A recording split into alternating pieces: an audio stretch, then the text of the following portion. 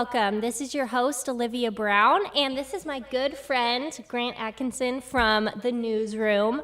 We've got a lot of great topics today, including one that Grant just wrote about, so he has a lot of writing on this. I'd love to hear you give us the backstory about what's going on in D.C. Absolutely. So since about April, Republican governors in border states, specifically Texas and Arizona here where we are, have been busing illegal immigrants that have been crossing the border from their states to Washington, D.C. because they have said, you know what, this is Democrats' crisis that they've created, specifically the Biden administration, but many Democrats have supported these open border policies. And so they've said, you know what, we shouldn't have to bear the weight of this crisis. We're the ones who have wanted to close the border, and the Biden administration is not listening. So we're gonna bus these migrants to Washington, D.C., and that's exactly what Governor Greg Abbott and then Governor Doug Ducey here in Arizona have been doing. And the mayor of D.C., who is a Democrat, who has been supportive of open border policies herself, she's kind of figuring out what the rest of us have been dealing with, the problems with having a wide open border and allowing illegal immigrants to just come in whenever they please. So she was speaking to CBS's Face the Nation, and she kind of addressed her concerns. I think we have a clip that we can play. Let's show this clip. The Washington Post reported last week that homeless shelters in D.C. were filling up. And groups are getting overwhelmed by these buses that the governors of Texas and Arizona are sending here full of migrants. How significant is this influx? How many people? Well, this is a very significant issue. We have for sure called on the federal government to work across state lines to prevent people from really being tricked into getting on buses. We think they're largely asylum seekers who are going to final destinations that are not Washington, D.C. I worked with the White House to make sure that FEMA provided a grant to a local organization that is providing services to folks.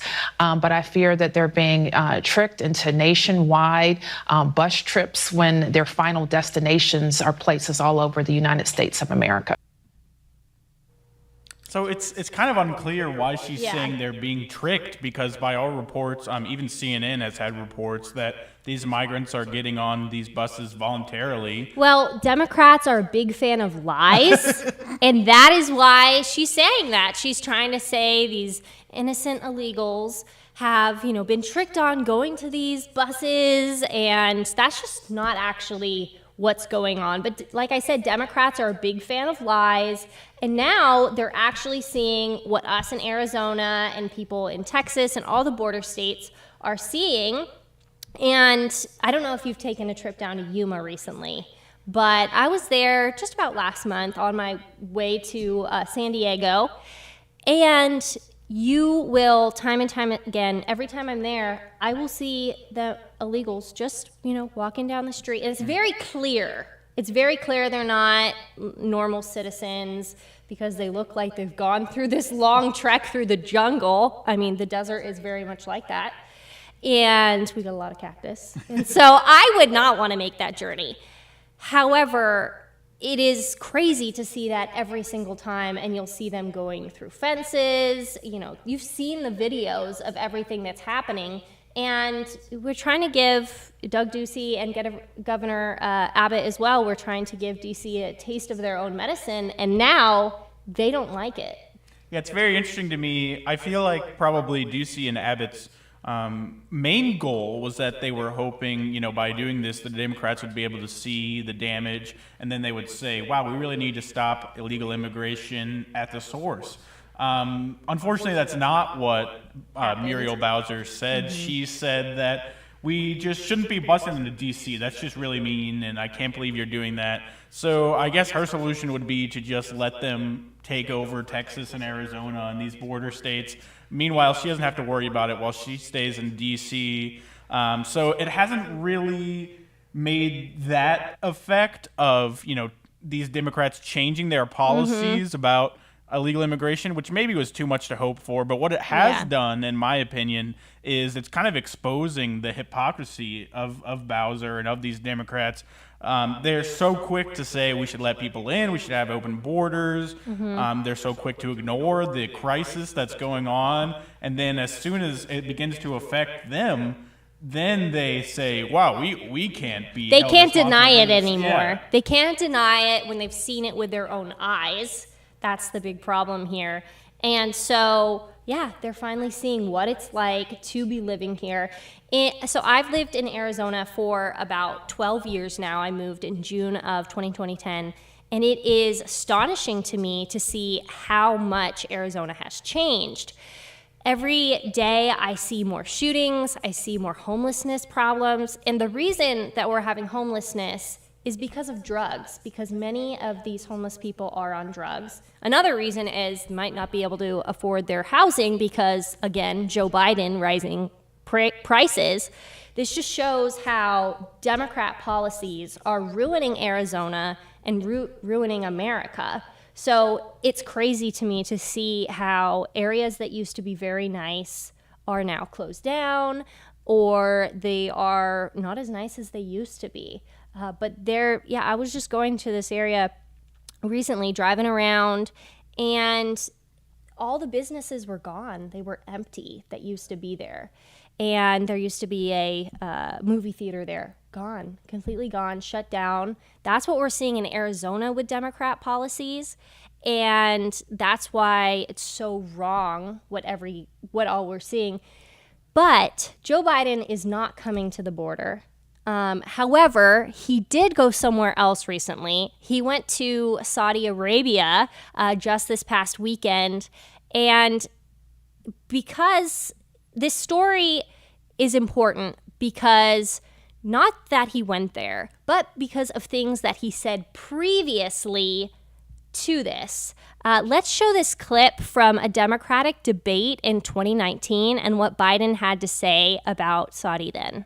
And I would make it very clear, we were not going to, in fact, sell more weapons to them. We were going to, in fact, make them pay the price and make them, in fact, the pariah that they are. So they're going to make them a pariah. That's a big word for Joe there. Well, we know that was done by a speechwriter.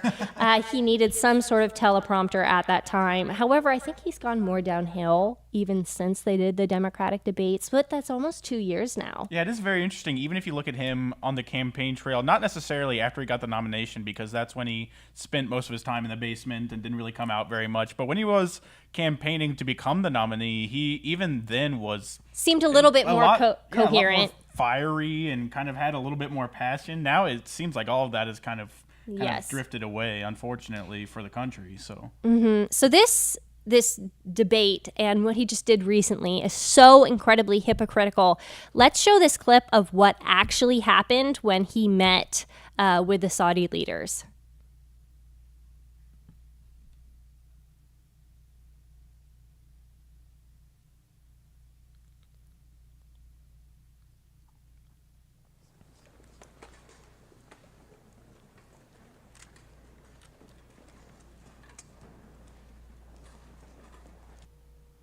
So that is the fist bump heard around the world, as I've seen it coined in other publications. And so what does that make you think when you see somebody that's like a, hey, dude, what's up type of mentality? That's not even, it's interesting. It wasn't a handshake. It wasn't an elbow shake. It was a fist bump. That's, to me, it seems like a skateboard, hey, bro, what's up? That, to me, signals that he's acting like he's a friend.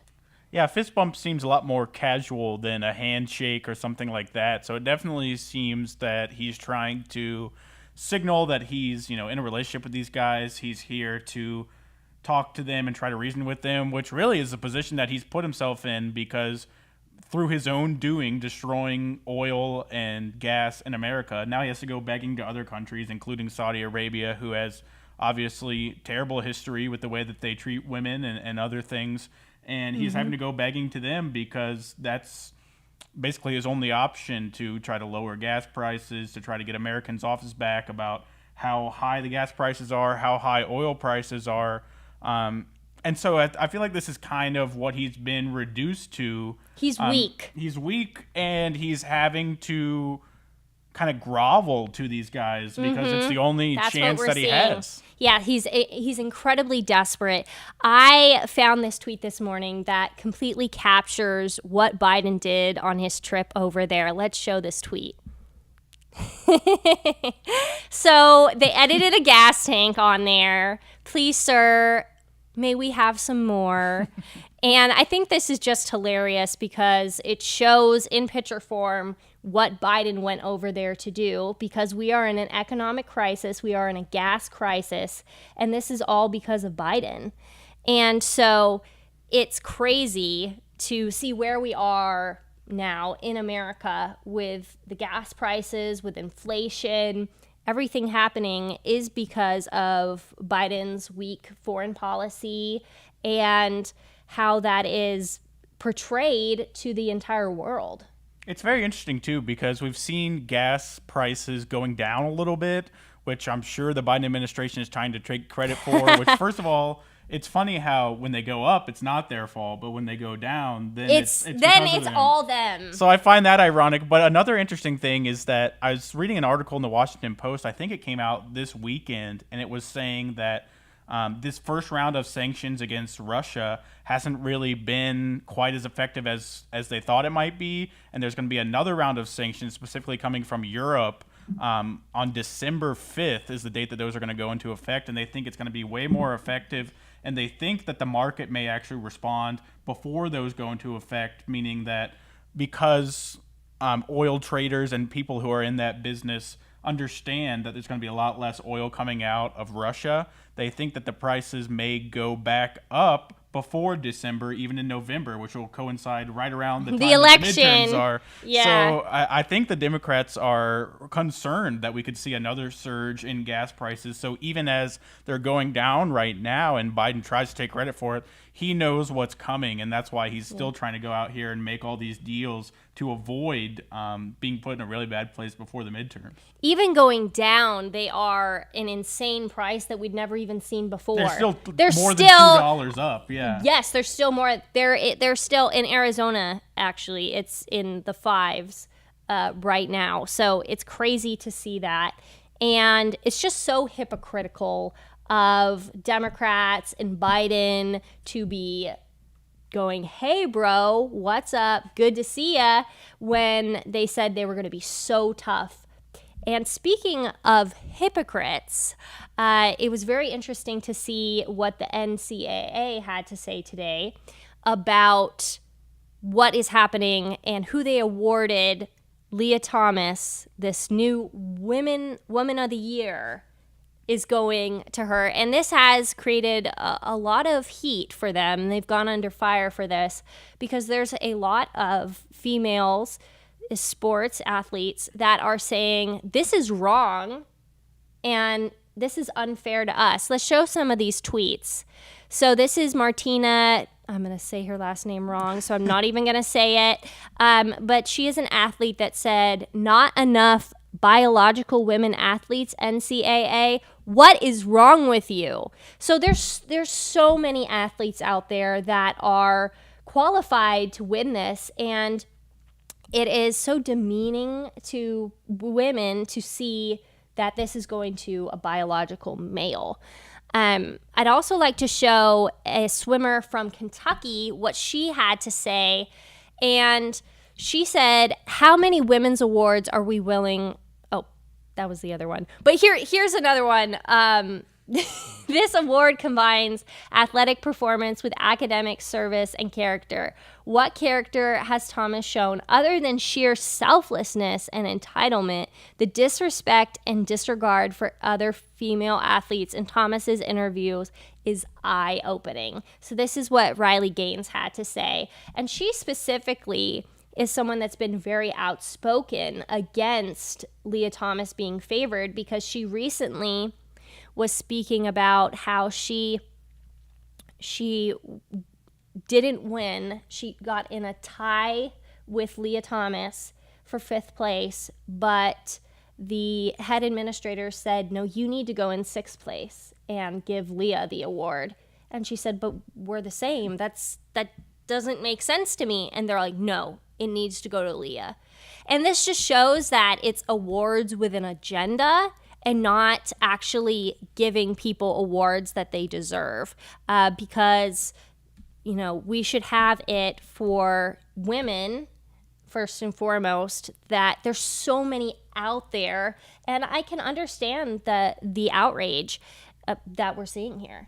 Yeah, I'm certainly going to be looking to see what happens with the NCAA and this award, this Woman of the Year award. So the way it works is that any NCAA member school, so pretty much any college who has college athletics, can nominate women to be considered for this award. So that's what the University of Pennsylvania did. Yes. They nominated Leah Thomas to be for this award, which, first of all, I think that Penn should be ashamed that they nominated this person who's a man, Leah Thomas, to be the One of the Year. I think that is ridiculous. And I did some research just out of curiosity to see, what women athletes from Penn may have been gypped of this award. They have a tennis player who won a Regional Player of the Year award. She would have been a great nominee.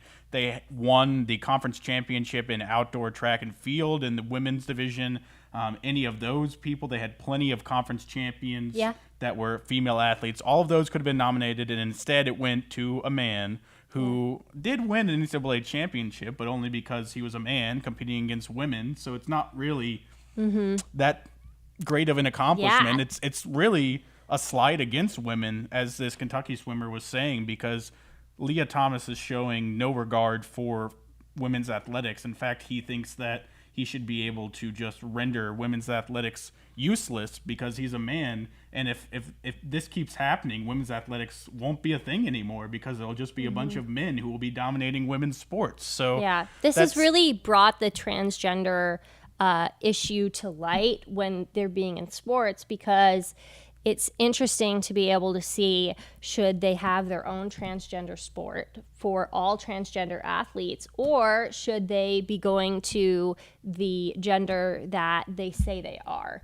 And that's where it comes together, and it makes it difficult for every side to be able to work together and feel like I am seen on, because the women like Riley Gaines, they're saying, I don't feel seen for the accomplishments that I'm doing as well with how we are treating women right now. And it was interesting to see the Consortium on Female Sports, what they had to say. Let's show this tweet.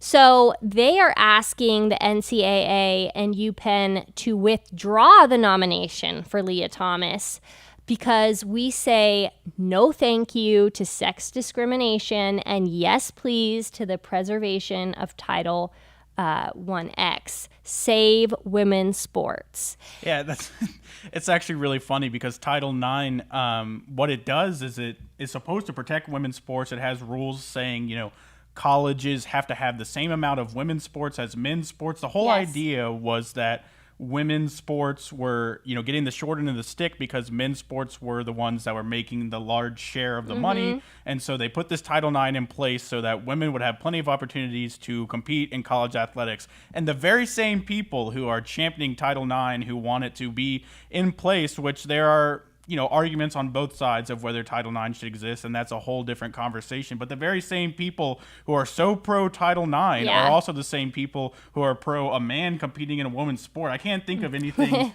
worse for women's athletics than a man competing in a women's sport. It just makes no sense.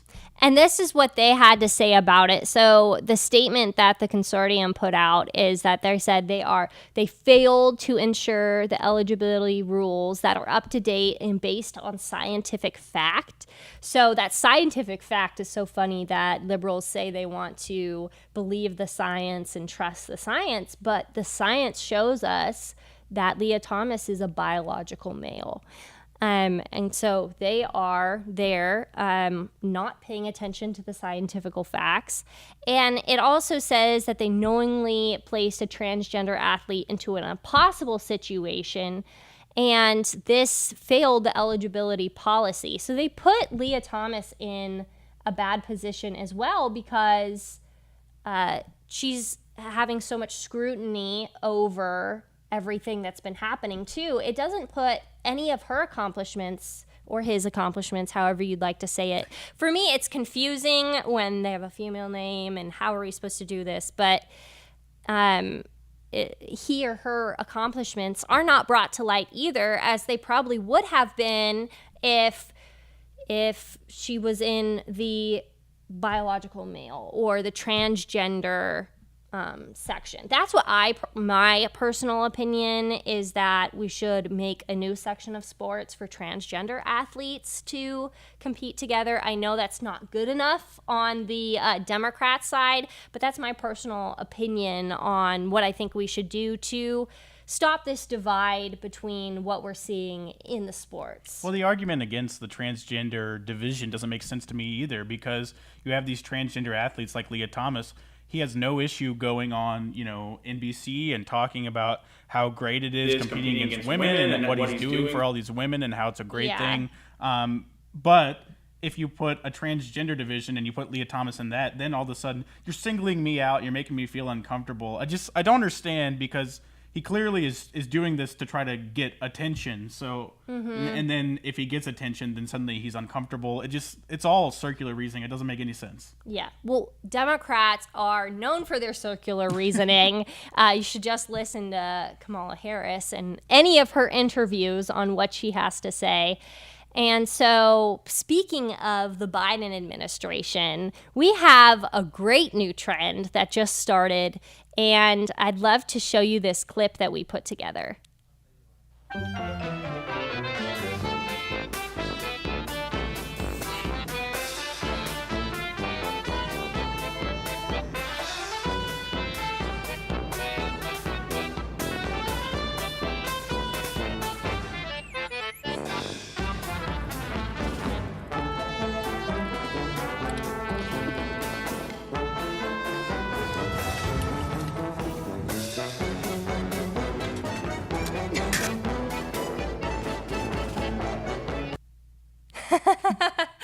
I'd love to try and do my best Bidening impression, but I'm pretty hooked up here.